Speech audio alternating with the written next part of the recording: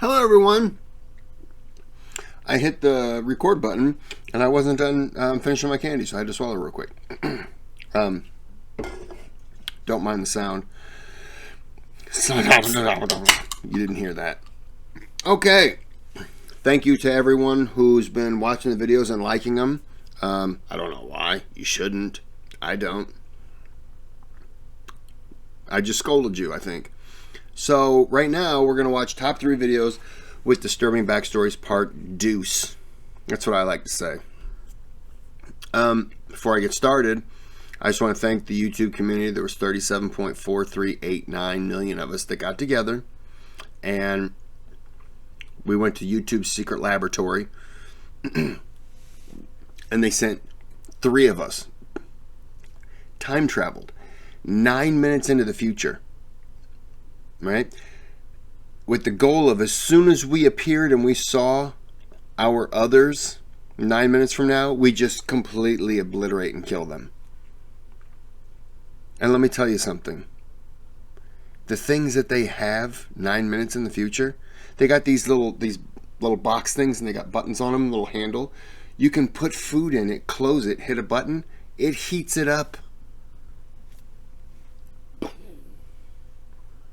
I'm not even kidding you. It's ridiculous. Oh, by the way, dysentery is a thing again. So, just so you know, you get a little bit of diarrhea. As Dave Chappelle said, make out a will. That's a wrap, son. So, we're going to go ahead and get into the video. Like and subscribe. Or thought I heard a growl. Like and subscribe, or I hate you. Let's just get into the video. By the way, if you see me eating candy, well, I'm going to. So you should just shut your face. But I say that lovingly. I share with you the video that is famously associated with them. But before we get into today's stories, if you're a fan of the strange, dark, and mysterious delivered in story format, then you've come to the right channel, because that's all I do, and I upload 3, 4, even 5 times every week. So if that's of interest to you, please offer the like button a ride home from soccer practice, but then don't show up. Also, please subscribe to this channel and turn on all notifications so you don't miss any of my weekly uploads. All right, let's get into today's story. I just want everyone to know, quick update. I was going to itch my nose. It looked like I stuck my finger in my nose. I didn't, I promise. Europe, we're coming for you. The Mrballen starring Kris band, we're selling out all over the place. Here's the song we're performing.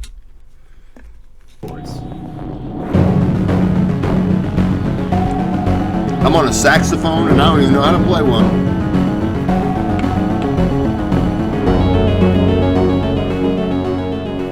On April 9th, 2015, residents of the tiny farming community Fairdale, Illinois, woke up to heavy rains outside and an ominous forecast. Severe thunderstorms were going to persist all day, and then at night there was a chance of a tornado. Meteorologists were telling residents of Fairdale that if you can, you should evacuate, because it's not worth sticking around for.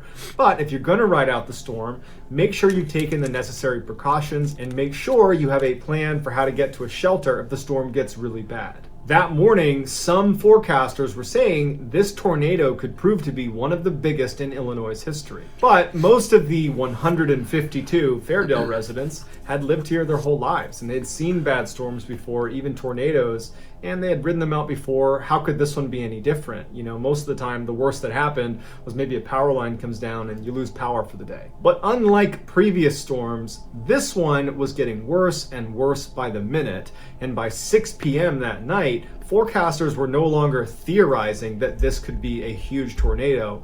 They were outright pleading with Fairdale residents to evacuate.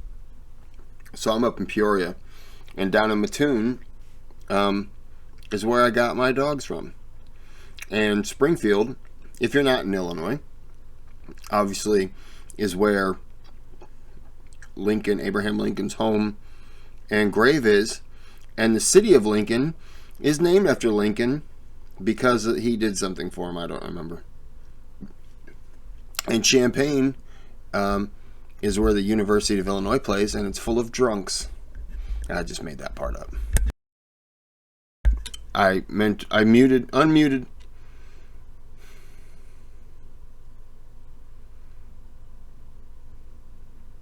Let me try this again. I muted my mic when I meant to hit the play button. I think I just had a mini stroke. I'm cool. While you still can. But despite these warnings, the vast majority of Fairdale residents stayed put. They were committed to riding the storm out. By 7 p.m., meteorologists were saying this tornado is imminent and it looks as big or bigger than the last major tornado that came through Illinois that killed 8 people and leveled an entire town.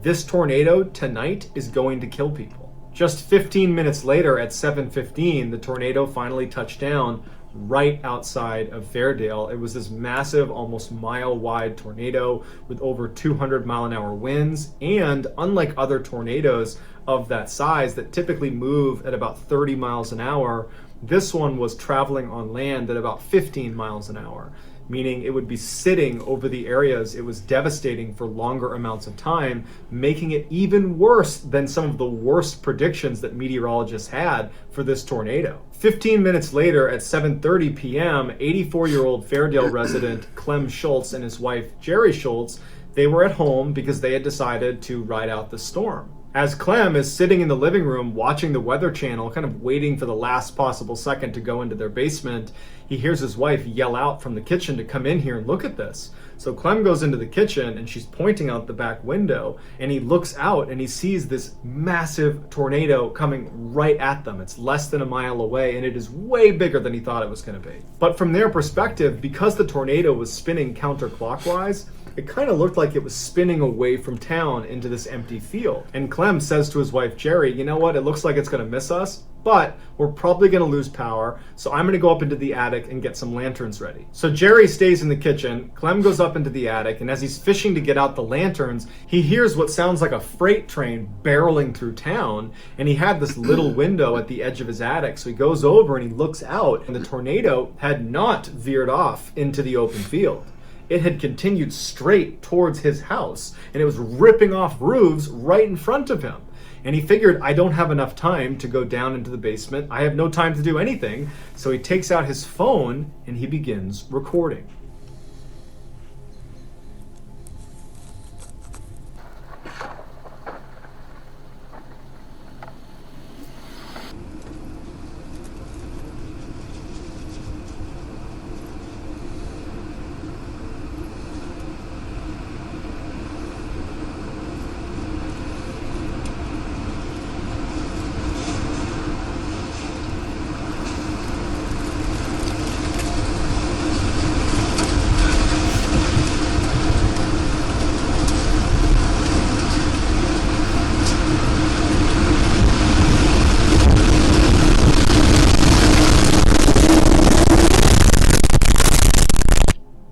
Clem's house, along with all the others in that video, collapsed. And initially, Clem thought he had died because it went totally quiet and it was totally dark. And he actually said out loud, "Am I dead?" But it was the pain in his back from a crushed vertebrae that told him, no, you survived. And he begins to kind of pull himself out of the rubble, and before long, a neighbor is pulling him out. And as soon as he's out of the rubble of his house, he looks around and his whole community is pretty much gone. And as he's standing there kind of bewildered, his neighbor says, "Clem, don't look down." And Clem says, "Why?" And his neighbor says, "Because your wife is under you and she's dead." When the dust had finally settled, not only had Clem's wife been killed, but Clem's neighbor had been killed as well, because the tornado went directly through their 2 houses. That video that Clem shot is now used to educate people on how dangerous tornadoes really are, and how anytime a tornado is coming through your area, never go outside to film it, seek shelter. So I'm in Illinois. I'm in Peoria. By the way, Peoria, home of Richard Pryor. If you know who he is, you should. And so I've dealt with tornadoes before. In, I want to say 2013, my dad and I went to a high school football game in Washington, Illinois. They had a pretty good team, and I don't remember why we went there. But it was supposed to be really bad weather. It was November 16th, day before my birthday. It was supposed to be really bad weather, storm blowing through. And I remember we were leaving, and I'm looking out at all the cars, and I just thought, man, that storm could, blow through this area. Storm, they were saying, potential was tornadoes.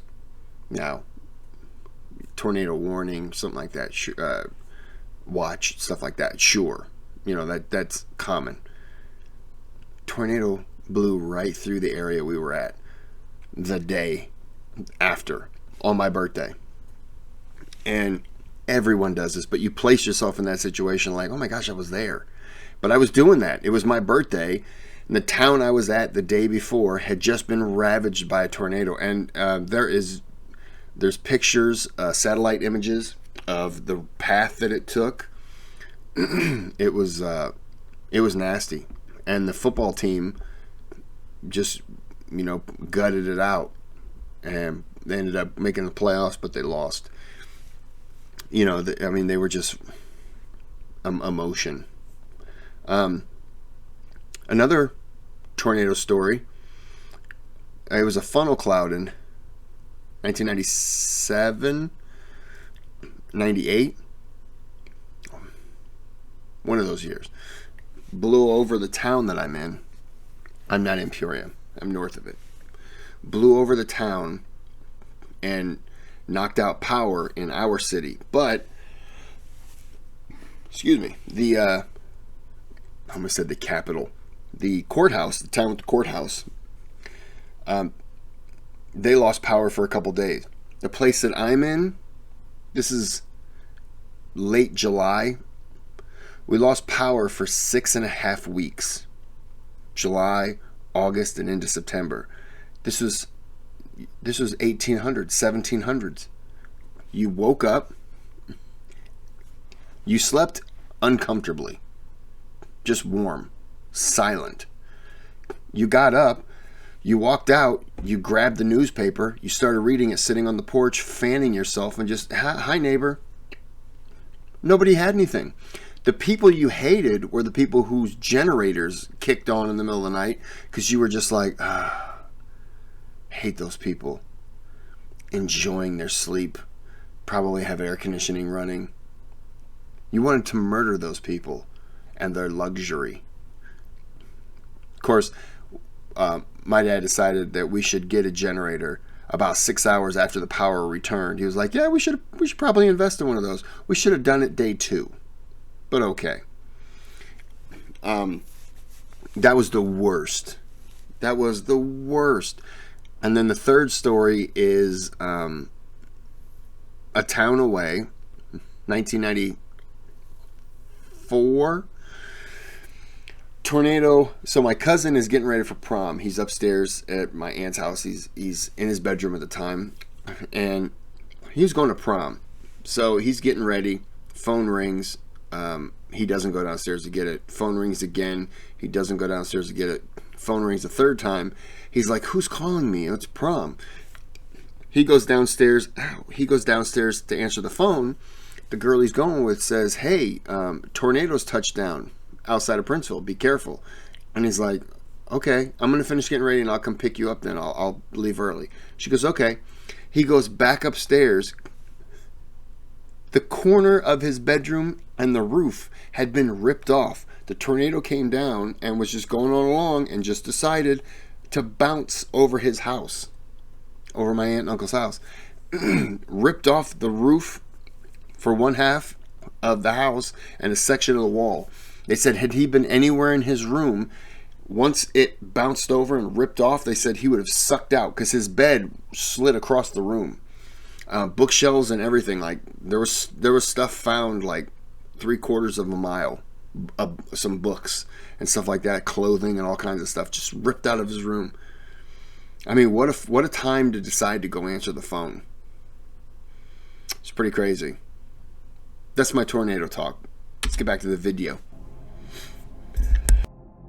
On Sunday, February 12th, 2017, Abigail Williams was over her best friend, Liberty German's house for a sleepover. Abby and Libby were 13 and 14 respectively. That night, as they're laying in bed, they were looking out the window hoping they saw snowflakes come down because there was apparently this huge storm that was going to roll through the next day, and they were hoping that if it did, school would be canceled the next day. But when they woke up the next morning, it hadn't even snowed. However, they found out that in Delphi, Indiana, where they lived, school had been canceled preemptively in anticipation of this big storm that never really amounted to anything. So the girls got a free day off where they could actually go outside and enjoy it. So the girls start talking about how they're going to spend their extra day off, and Libby suggests, well, why don't we go check out the Monon High Bridge? It was this abandoned bridge that crossed over the stream, and a lot of their classmates would take pictures on it and post it to their social media, and the girls figured this is a great day to go do that. So Libby asks her grandmother, Becky, who was her primary caretaker, if it would be okay if they went for a hike over near this bridge. Becky gives them permission, but with the caveat that they would find their own ride there and back. So Libby convinces her older sister Kelsey to give them a ride there, and Libby speaks to her father, Derek, and he says he can pick them up,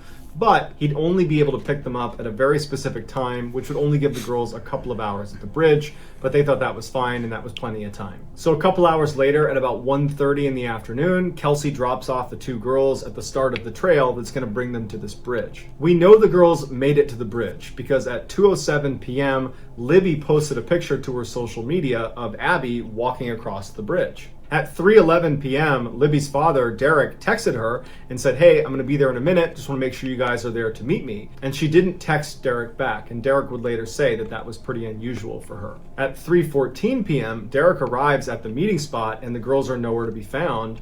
And so Derek tries calling. There's no answer. He texts his daughter, no response. And so he ends up calling Becky, Libby's grandmother, his mother, and says, hey, did the girls contact you and change plans about where I was picking them up or when? And Becky said, no, I haven't heard from them. They said they'd be there at 3. They should be there now. I haven't heard from them. And Derek says he can't get in touch with them. So for the next 10 minutes, Becky and her husband, Mike, Libby's grandfather, just try calling over and over and over again to the girls, but nothing's going through. They can't get them to respond to text messages. So Mike leaves and meets up with Derek in the parking lot, and the two of them begin walking the trail to try to find these girls. At this point, the family's not suspecting foul play. They're thinking, the girls probably got lost, or they lost track of time, or their phones just ran out of batteries, or maybe they did get hurt and they can't move, but it's probably not that serious. They're creating scenarios in their head to rationalize what's happening. But by the time the sun went down at about 5 p.m. and there was still no sign of these girls, they ended up calling the police and officially reporting the girls missing. By 6 p.m. that night, there is this massive search combing the trail looking for these girls, but all night they're looking everywhere with hundreds of searchers and there's no sign of them. The following day, on Tuesday, February 14th, one of the searchers was about a half mile away from the bridge where the girls have been taking those pictures, and they discovered the girls' bodies right next to a creek. The police didn't release their cause of death. However, they said without a doubt this is a homicide, because apparently the scene was incredibly disturbing and had at least 2 or 3 signatures. Signatures are things done to the victims that are above and beyond what is required to end their life. Things like writing on the victims or their body position, or much, much worse. And usually you only see signatures when you're dealing with a serial killer. 3 days after the bodies were discovered, police were able to extract some video from Libby's phone. It turns out when Libby was taking those pictures of Abby on the bridge and had just posted it to social media, apparently this guy had come on the bridge and Libby must have sensed danger and she began filming him. Now, there is apparently a video that starts from the bridge and lasts all the way through the girls' final moments, but the police would release a very small snippet of this recording because it showed who they believe is the killer walking towards them with his hands in his pockets looking down, and he says to them, guys, down the hill. Guys, down the hill. Guys, down the hill. Despite thousands of tips pouring in as soon as this video was made public, they still don't know who this guy is, no arrests have been made, and the case remains unsolved. I knew that story. I frequently check in on it because it's Indiana, state next door. But for those who don't know anything about it, don't keep up with it, A possible suspect. I'm going to show the camera to the phone. His name is Keegan Klein. He is known for, there he is. Look at that tub of shit. All due respect. He's known for catfishing girls. And he uses, obviously, if you've seen the pictures, he uses photos of a male model. They blurred out my face on this, but it's clearly me. I mean, as we all can see. And he pretends to be that guy. This Klein has been arrested on 30 counts of child solicitation. Wow. Let me try this again. Child solicitation, child exploitation, and possession of child porn. So obviously, this guy's a hero and a winner. They're not saying if it's him yet, but they are questioning, and that was March 22nd when that article that I just with the pictures and everything.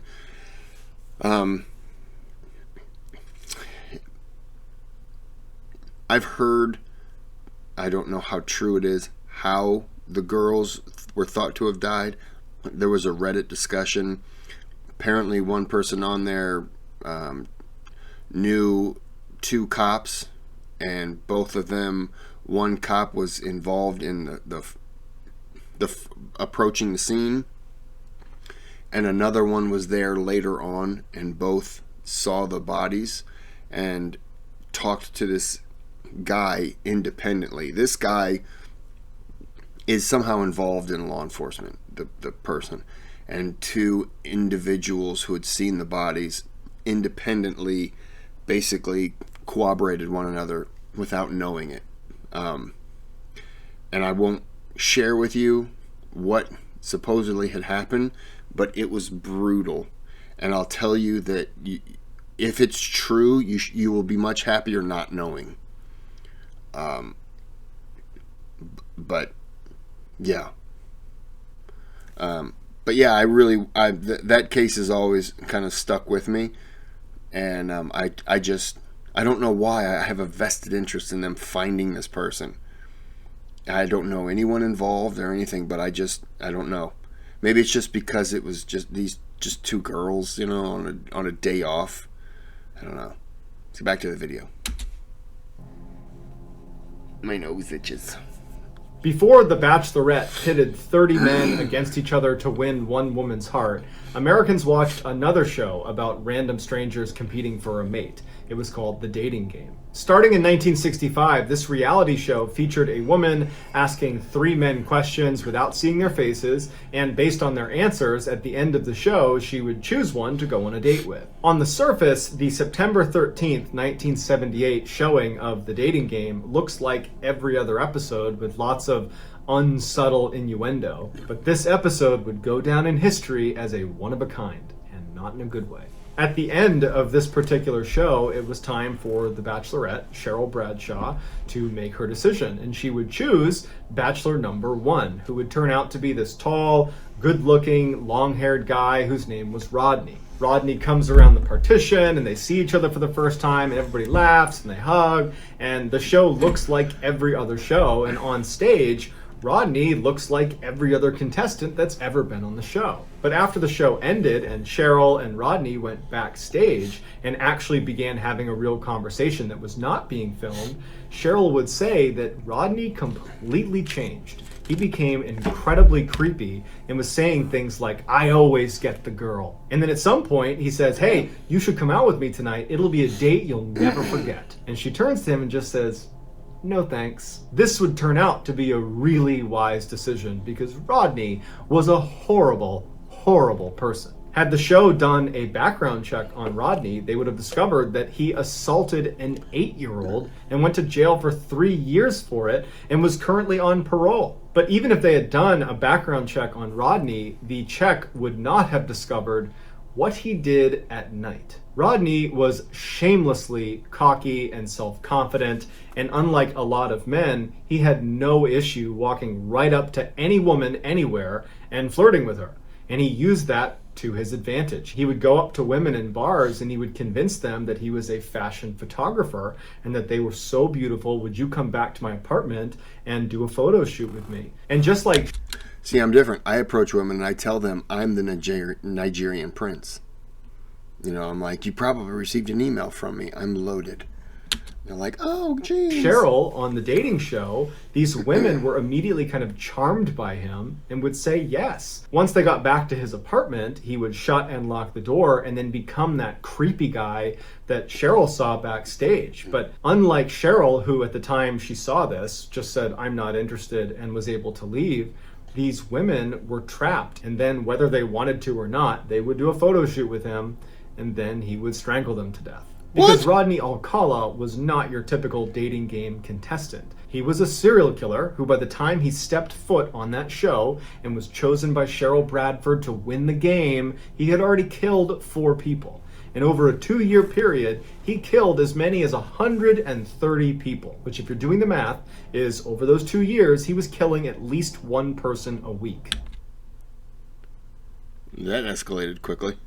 Alcala was finally apprehended and he was sentenced to death. Here are some highlights from Rodney Alcala's episode of The Dating Game. And we're going to start by having them say hello to you and see how they sound. Number 1, would you say hello to Cheryl, please? We're going to have a great time together, Cheryl. Okay, and here we go. Bachelor number 1, Yes. what's your best time? The best time is at night, nighttime, Why do you say that? because that's the only time there is. The only time? What's wrong with morning, afternoon? Well, they're okay, but nighttime's when it really gets good. Bachelor number 1, Jeez, the only thing he was missing was nighttime is when I strangle you to death. I mean, why didn't he... I am serving you for dinner. Oh, What are you called and what do you look like? I'm called the banana, and I look really good. Can you be a little more descriptive? Peel me.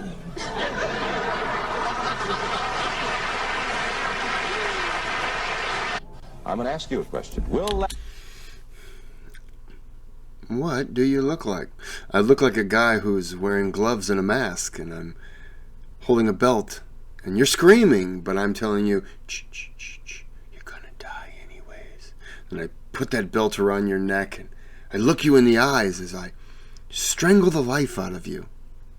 They were probably like, cut! Why don't you just take that one from the top? And he was like, oh, is it too detailed? Okay, yeah, I'm a banana. I'm a nanner. Date B, bachelor number 1, bachelor number 2, or bachelor number 3? Who gets the dates? Well, I like bananas, so I'll take 1. Number 1, bachelor number 1, all right.